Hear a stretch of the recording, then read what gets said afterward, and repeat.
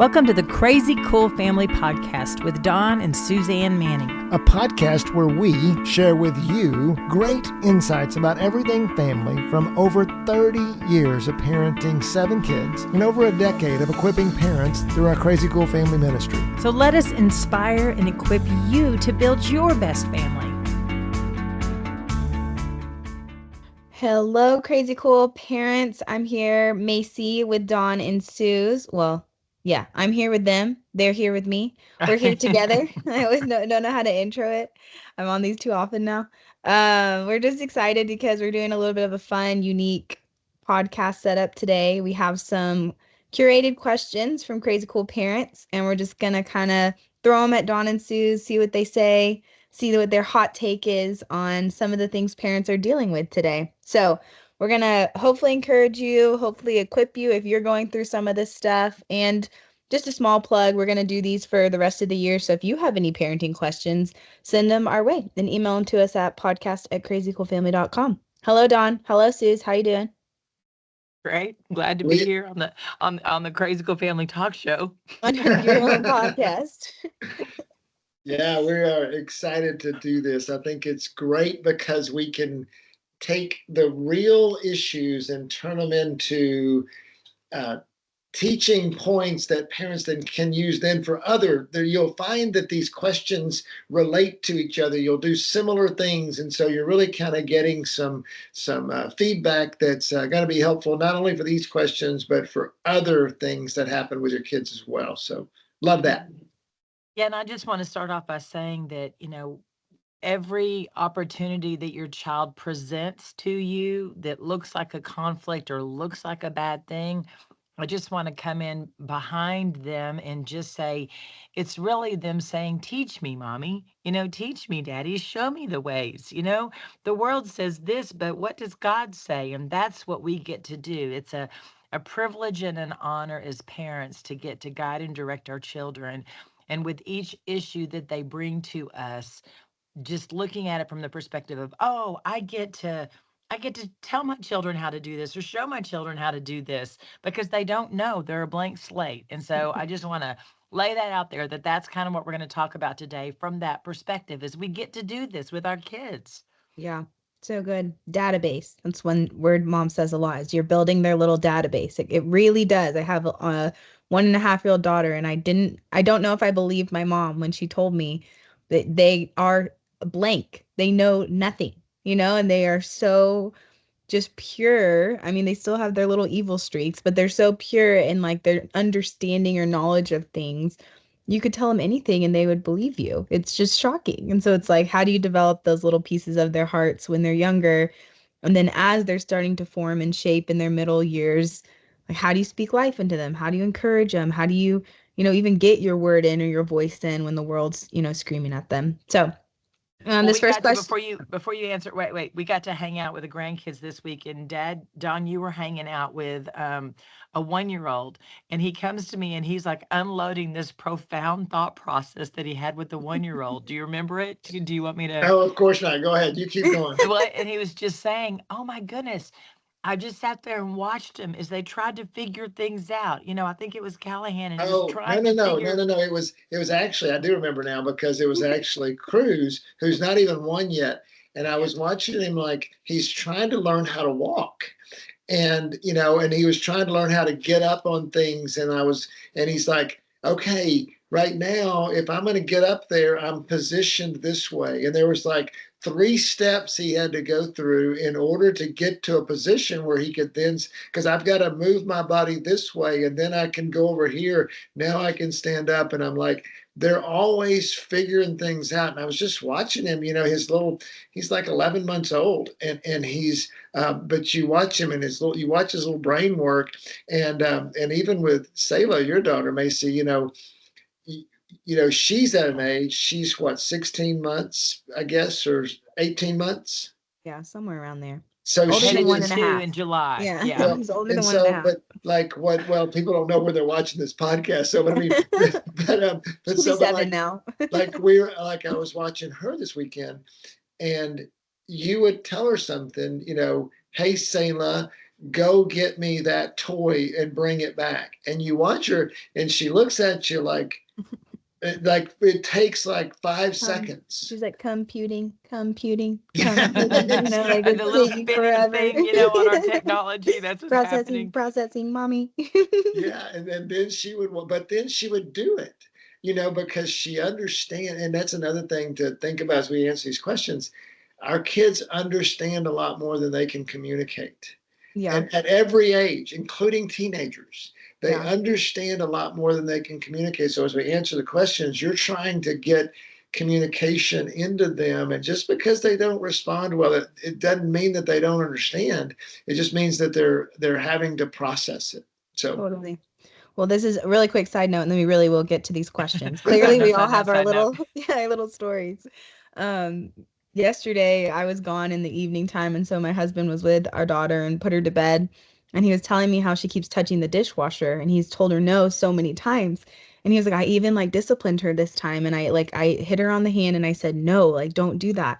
And he was like, but I can't do it without like laughing or smiling. And he was like, and so I just really don't think she's taking me seriously, even if I discipline her. And I was like, well, babe, that's actually really insightful that you realize that, because babies understand nonverbal cues before they understand verbal cues Yeah. or even like physical cues. And so I'm like, she was watching you be happy and joyful while trying to tell her no. And what she received was like, oh, my dad loves me. Oh, my dad thinks this is funny, And so it didn't like compute to her that you were actually really frustrated, which is Or like, that was a hard no. yes, or Yeah. that's like we don't do that. And we've told her 100 times, but we were just sitting in the kitchen laughing because we were like, that actually is pretty accurate. Like we're having a hard time with discipline, not because we're losing our self-control. I know that is an issue with some parents. We're having a hard time because we just keep laughing at her. And it's like breaking the frustration, which I think is a gift from God. But I'm like, we're not setting very strong boundaries with her because we're like smiling at her. And I was like, if we want her to do what we say, we have to like embody it. Like all of us have to embody. If we really don't want her to touch the dishwasher, we can't be smiling when we tell her not to touch the dishwasher. But I'm like, they really are. They're like absorbing so much, they're understanding so much, even nonverbals, which is just, it just blows your mind. God created very incredible humans, and from a very young age, they're very incredible, which is so cool. And I think, Macy, that ties back into what I said at the very beginning, that parents, we get this amazing opportunity to train our children in their issues, in their mistakes, in the things that they do wrong, and they're paying attention to our nonverbals. So if we are frustrated with the situation that's presenting them, that they are presenting to us, then they're going to pick up on that. And then they're going to file all that away as mommy doesn't like me, mommy's mad at me, mommy doesn't, all that stuff. And reality is that's really not where we're coming from. We Yeah. might be frustrated at the situation. And so I'm glad you brought that up as parents to pay attention to our nonverbals, pay attention to what we're saying. And if we can understand and grasp the perspective, I get to train my child in this. This is a privilege and an honor and an opportunity. I get to do that. Then the frustration's not there anymore. Yeah. That's gone. The nonverbal of the negative is gone.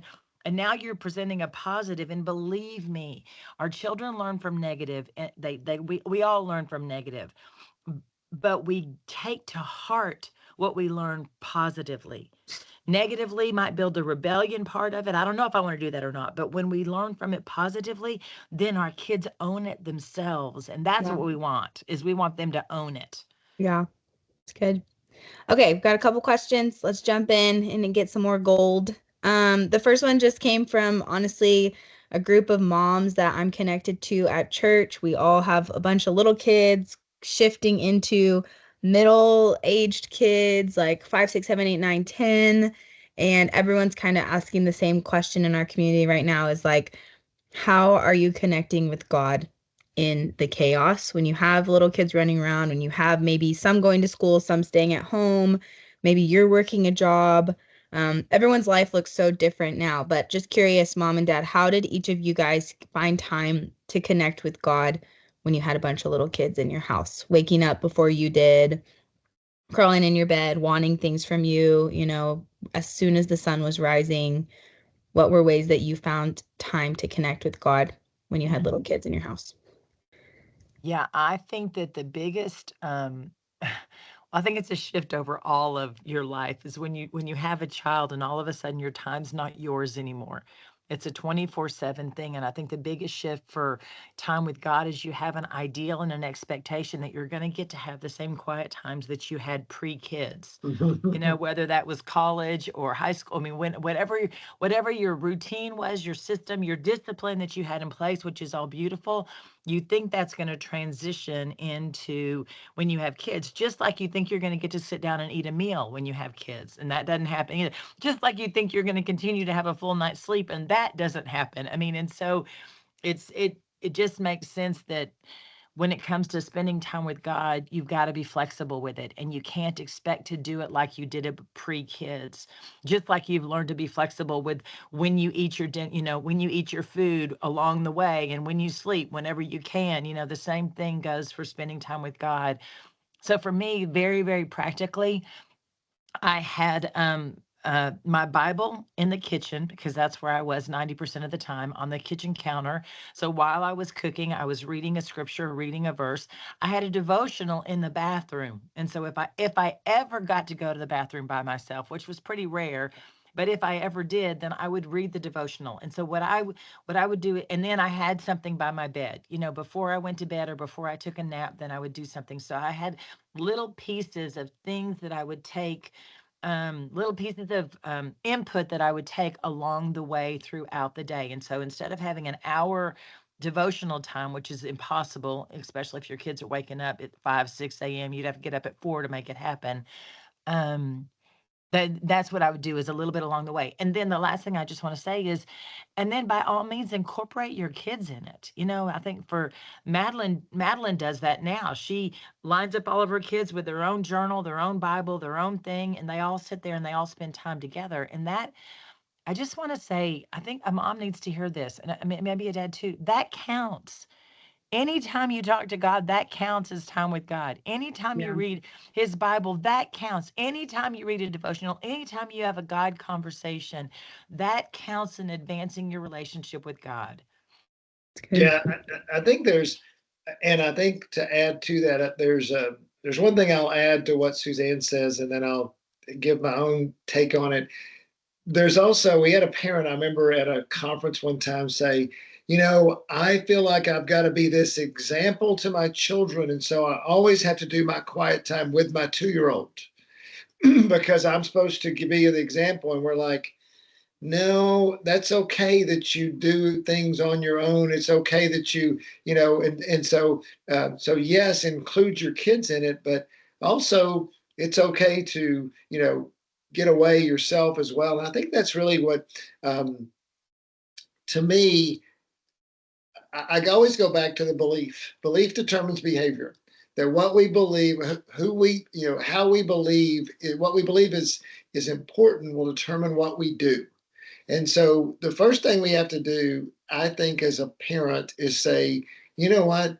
My time with God is super important and it is very, very valuable. And I'm going to find ways.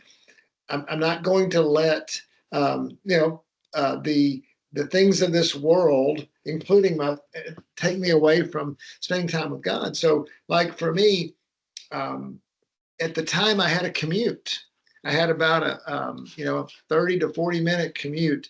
So man, I listened to sermons on the way there. I would not do I would go back and forth between listening to talk radio, which was big at the time, versus listening to a sermon on a cassette tape. That's how long ago it was. Am I going to listen to, at my time, it was the choice of talk radio or listening to a cassette tape of a sermon or just being quiet and having, Yeah. man, one of the things I recommend to parents is that their time, especially, anytime you have time in the car alone, you're going to Home Depot, you're going to work, man, those are very valuable times that we tend to clutter it up with just noise, really. Yeah. And what if we took that time back?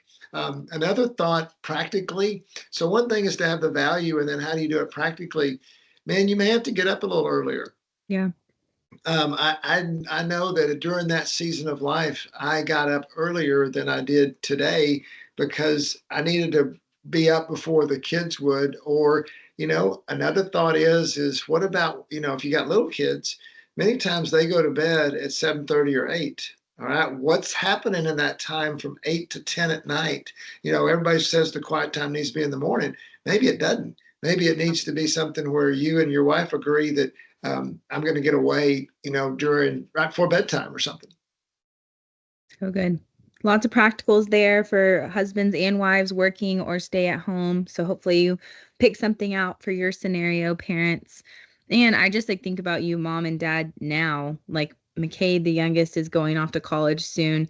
You could do whatever you want now with your time with God. You could have it We at do. 3 p.m. You could have But it. you know what else is funny about that, Macy, is we can still struggle with our time with God because it's about the value and the priority. It's the circumstances have something to do with it, but I challenge parents to say that I don't think if spending time with God is a priority for you, I'm going to bet you're going to find ways to make it happen. Even if it's 15, 20 minutes a day, Yeah. that can be amazing, Yeah. No, Well, and I I love was going that. to say, too that, I mean, so like for us who have all the time in the world now, if I don't have a plan in place, then I will flounder when in my Yeah. time with God. And so for right now, my system in place that I have is that I read one chapter, I pick out one verse in that chapter, I write the one verse in a journal, and then I just sit in God's presence until he downloads insight for that. And Yeah. he breaks it down and I get to chew on it a little bit. And so I've got scripture and I've got meditation and I've got prayer and I've got all the elements, and that to me has been a successful plan for this past year, really for this whole past year. It's not as overwhelming to have to say, okay, I'm going to read my Bible today. Where am I going to read? Was I in the Old Testament or the New Testament? Am I, and then what am I going to do with it once I read it? Because for me, if I, with my ADD, if I'm just reading along, the next thing you know, I have no idea what I'm reading.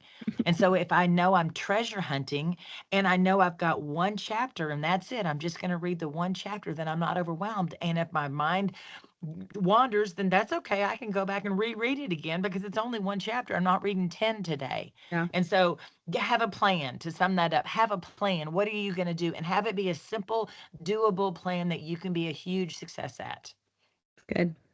Okay, we're going to move on to the next question. Get you guys' thoughts. This is actually came from Dad in a conversation he had recently at a speaking event.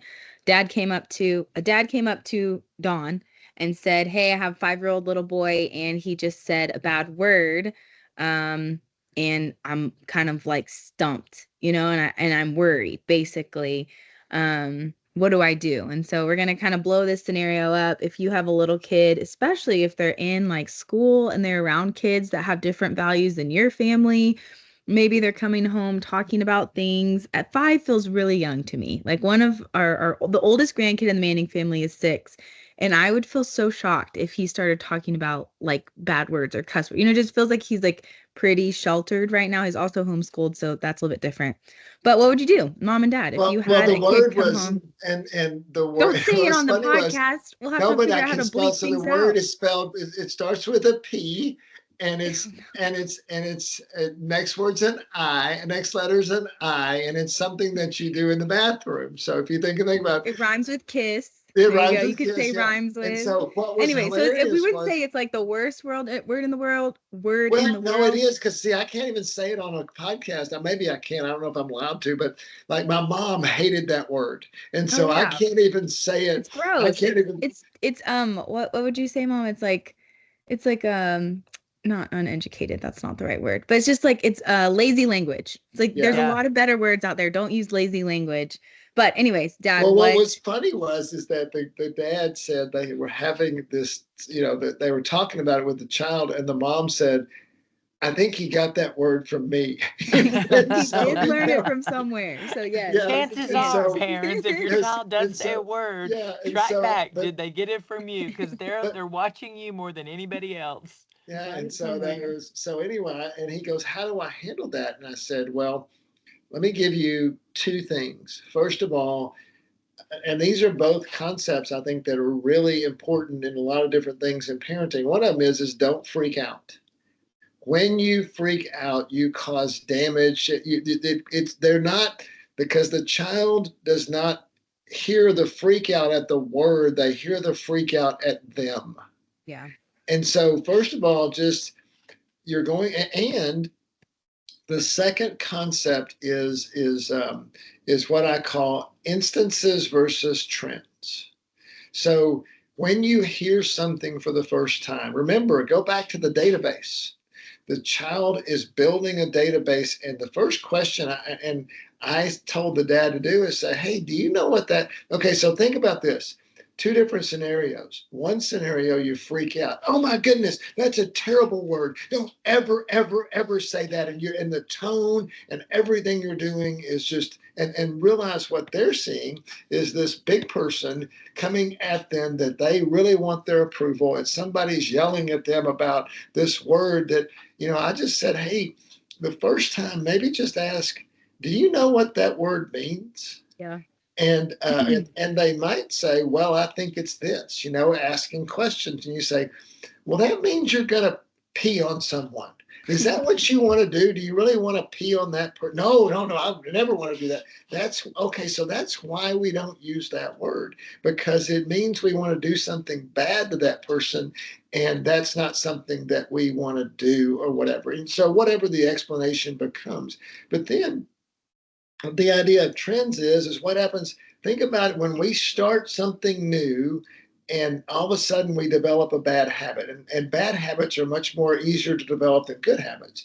We all of a sudden tend to do it again. It becomes something. Well, our kids are the same way. So the fact that he does it again, now I have permission to freak out, because now, well, not really, because what you're trying to do is to change that before it does become a trend. And so maybe you tell them again. Now, over time, when it happens several times, at some point you got to take away and do a punishment for it, and you got to say, hey, we've talked about this 5 times and you're still using that word. And so you got to look to see, is the kid being defiant?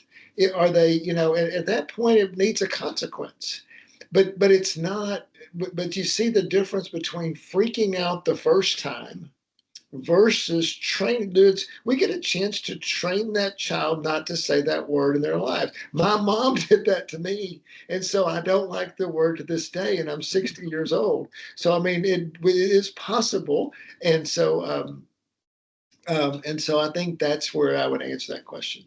Yep. So the concept of a trend versus an instance is kind of what you were saying. Like there's times where kids do things just to see the reaction or just to discover, but when you see it happening multiple times, that's when it warrants like a punishment. But be curious with the instances instead of freaking out, and then create the discipline or the value or implement it if you start seeing a trend. But Yeah, I like what you said, that it can like start at the very beginning. Curiosity can start like, well, what do you know about that word? Tell me, where did you learn that word? Like, goes back to what mom said at the beginning. That's an opportunity to learn your kid. If you shut them down or freak out at them, you're kind of shutting down the chance to like learn about them and discover. Because that feeling from a kid perspective, when your parent, like dad, when you gave that hypothetical, I kind of like clammed up, because I remember all the times in my childhood where you freaked out, and you're just like, you were frustrated or you got big or loud or whatever. And that feeling as a kid is like, I'm not going to talk to you now. I'm not going to share with you now. I'm going to go into my shell because you're big and you're scary and you're mad, and it's like, freaking out doesn't really warrant the response from a kid that I think a lot of parents want. And I think that that's the important piece to take away from this, is recognize the instance and trends and choose curiosity instead of freaking out. And understand that your kids' vocabulary is growing each and every day. And so, as they pick up these words along the way, you want to be a safe place for them to try their words out, because they don't really know the meaning of it Yeah. usually. They don't understand. And so, you want to be where they can share that. It reminds me of when y'all were little, and I very distinctly remember we lived in Louisville in the Falling Water House, and for some reason the word "stupid" got started to be Got popular. rotated, so popular in our house, and it had gone from an instance to a trend, and we were saying it more than we should have, and so one of the consequence of that was that we were going to wash your mouth out, wash the word out. The word Bar doesn't need to soap be out. there anymore. Yeah, exactly. Just to, put some soap on their tongue, to wash. We don't want that word out. And the reason that so two different things I want to say is, one is that the consequence needs to match the action. And so if they're saying bad words, then it makes sense to wash their mouth out. People have done like pepper sauce or something like that. Something, it would not be to lock them in the room or to even give them it wouldn't be to give them yeah, I guess you could give them a time out, but really what you're doing is you're going after what it is that's making them say that, going back to the curiosity. And then the second part I wanted to say, so the consequence needs to match the action. But the other thing is to go through, especially with bad words, and tie it to scripture. Um, And Ephesians 4:29 says, "Do not let any unwholesome talk come out of your mouth, but only what is helpful for building others up according to their needs, that it may benefit those who listen." And so I remember saying, is it benefiting your sisters when you call them stupid? That's not benefiting them. You're calling them dumb. Do you understand that? Um, and to be able to say that, and then in James 3:5, even so let me back up. It's not James. James is a good one. The tongue is a member, pay attention to what it says. But Proverbs 18:21, death and life are in the power of the tongue. And so when they use that word, whatever it's going to be, who knows what word's going to bring your child's going to bring to your family, but tie them back to scripture and what God says, because now you're building a foundation of what kind of vocabulary they're going to use. Are they going to use it to build others up? Are they going to use it as life and death? What are they going to do? Because words are powerful. yeah, so good. Okay, we're gonna move on. This will be our last question for this one. We'll save some of these other ones for another day. But okay, this is a scenario from a parent, kind of multifaceted. So let me explain it to you and set it up for you. Little boy, little girl in like a play setting. So you picture a park or classroom, like some sort of setting they're in together. And little girl kisses little boy, just unwarranted, out of the blue, shocking. And in this scenario, like little boy doesn't really do anything, react, say anything. He's just basically stunned. And then the teacher of the room has to tell the moms, like, hey, your little girl kissed or your little boy was kissed. Um, what do you do? Like as the parent in that scenario, whether maybe dad, you take one side, mom, you take one side, or however you want to split it up. Like, what did you guys do when you found out that your little kids or maybe your middle-aged kids were like kissing other kids? Like I remember in our childhood, our older siblings would try and get us like pay us a penny or a nickel or something to try and get us to kiss our friends. And that feels like now being older and like knowing what kissing is, like it felt so innocent as a kid, but it feels like, no, don't do that. Like I think if someone had told me they kissed my little girl, I would kind of freak out. And so what do you do when it comes to physical affection, kissing, touching, holding hands, little kids doing it with other little kids, and you like find out about it? Maybe you don't witness it, but you find out about it. What do you do as the parent? Well, my first thought is, how many times a day are you kissing your children? I hope a lot. I hope that you can say more than 20, less than 100. But I hope that that's your range between 20 and 100. I hope that you're showing affection to your children through kissing them. Like we spent the weekend with the grandbabies and I couldn't get in enough kisses. If anyone was in my lap, I was kissing them every opportunity, their elbow, their cheeks, anywhere I could. So knowing that kissing is a sign of affection. So you've got that as our base. Um, it was a little girl that kissed a little boy, right? And so little girls are much more comfortable kissing than little boys. They're also much more affectionate. They're much more feeling oriented.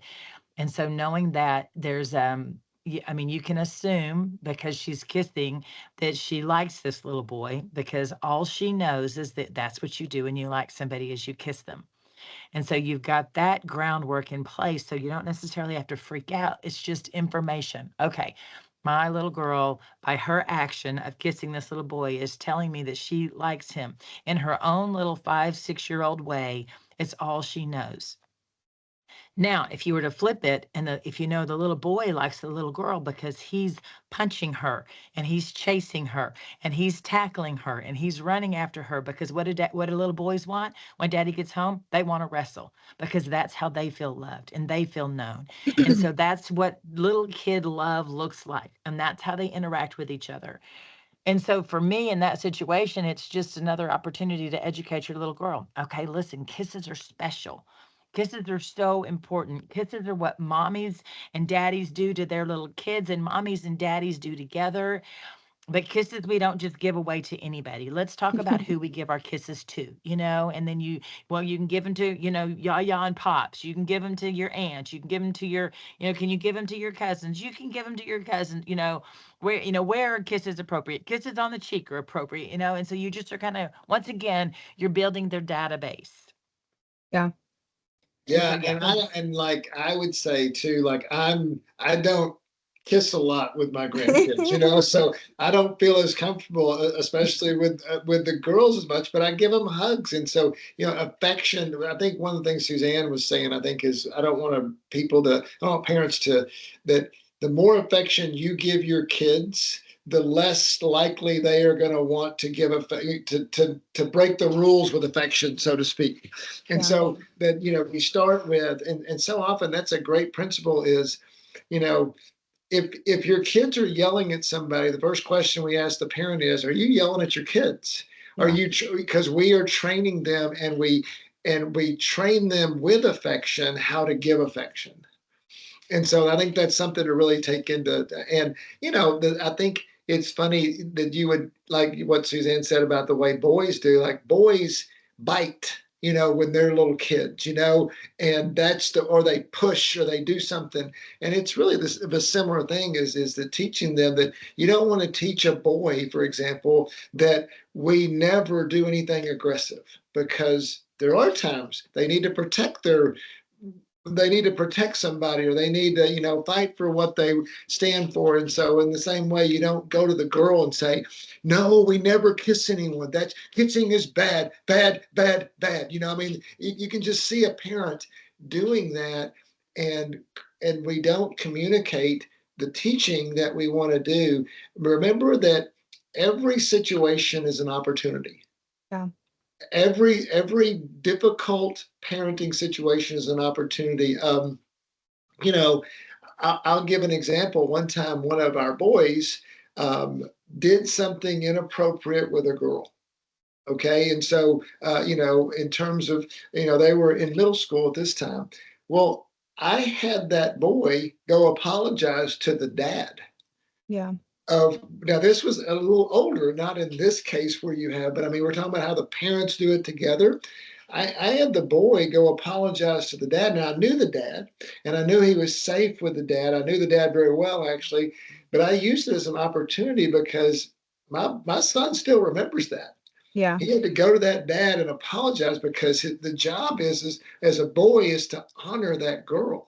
And so when he dishonored her, then because he liked her, basically, then he had to learn the appropriate ways to like her. And in that, so I think that with the whole kissing deal in this scenario, it might play out differently, but just asking the Holy Spirit to guide you into how to, depending on the personality of your kid, and the interaction you have with or the relationship you have with the parents, how do you do this in a teaching way? Yeah. It's good. It's hard. I feel like it's like at least for me, it's a protective trigger. Like as soon as I heard about this happening out at this like this scenario playing out, I was like, oh my gosh, like was the mom so mad, or was the dad so mad, or like are those moms like mad at each other now? Because it's like on some level it feels, especially I mean for the little boy in the scenario, it feels a little violating, like he didn't ask to be kissed, and he was just kind of like the kiss was taken from him in a sense. It feels like there's a little bit of injustice there, but I'm like, I think the bottom line of what y'all are saying is like, what is the value that your family holds, and how do you teach your kid through it? Because the overreacting or the yelling or even just like the shock of like, oh my gosh, don't do that, like that could push the kid away from wanting to share with you the next time they want to kiss somebody or whatever. And those are actually good God-given feelings that we get to talk through with our kids. It's just a matter of like, how do we Well, and then equip them? even go into the situation of, instances versus trends. It happens Yeah. one time, it instructs, but I mean, if that girl keeps going to that boy and kissing them, then, just the same thing you would do if the boy is biting the girl, you Right. would say, you know what? I don't know if we can play with them anymore, because we have to play appropriately. Right. And so you can then at some point you set boundaries and you talk with the parents and hopefully the parents on the other side are not freaking out, Yeah. and then, but if that's happening, it may cause you to back away from a relationship because you also, I mean, the girl kissed the boy. Okay. It's not life or death here. Yeah. But if the other parent is acting like life or death, it may mean you got to withdraw from that relationship for a while to protect your little girl Yeah. from getting from the other parent freaking out, so to speak. Or even like you said earlier, like there could be a reconciliation opportunity there. Like you went to the dad essentially with your son, in y'all scenario, but you had relationship with that dad. And so your relationship maybe wasn't perfect afterwards. The damage was done, but it was like you guys were adults about it, and so finding a way even to be an adult and including your kids in that is like And it's a beneficial. great time to go to that other parent and work out something for the good of both kids. Yeah. And I And yeah, think, using that phrasing like, hey, I understand this is what happened, but how can we work this out for the good of both our kids? I think that's the common denominator. It's like, hey, not that this was an accident, but like we understand what it is. How do we navigate it? yeah, and that's what I what mean by, oh, I'm sorry, go ahead, Suzanne. no, you go ahead. Go ahead. Well, I was just thinking that one of the things that comes out of this is that every scenario is different. And so, but Yeah. if some things that's why we try to get you to concepts to think through, because how do I apply this? Personalities are different. The reaction of the parents may be different. The personalities of the kid may be different. But if you know the concepts and you ask the Holy Spirit, then you're able to go in and apply it in a way where, oh wow, this is going to work, and it's going to help improve my child's database and get them to believe in what they need to believe in to do things well. Yeah. And so what I was going to say is that it's a girl blank boy blank girl. I mean, so that's the sentence. The blank can be plugged into play. They took a toy from each other. They hit each other. They bit each other. They shoved each other. They said a bad word to each other. They kissed each other. They hugged each other. The blank could be any number of situations. The answer is, how do you handle it with the boy, girl, girl, boy? How do you handle it with the two families?